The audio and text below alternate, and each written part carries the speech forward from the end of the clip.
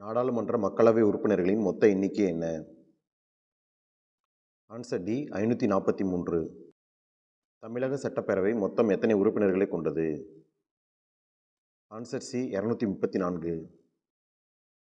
மாநிலங்களவை உறுப்பினராவதற்கு குறைந்தபட்ச வயது வரம்பு என்ன? ஆன்சர் டி 30 வயது.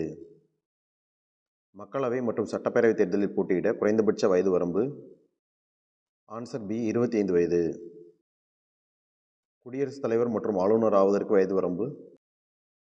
ஆன்சர் சி 35 வயது. மாநில ஆளுநர்கள் யாரால் நியமிக்கப்படுகின்றனர்? ஆன்சர் பி குடியரசுத் தலைவர். மாநில அரசின் தலைவர் யார்? ஆன்சர் ஏ ஆளுநர்.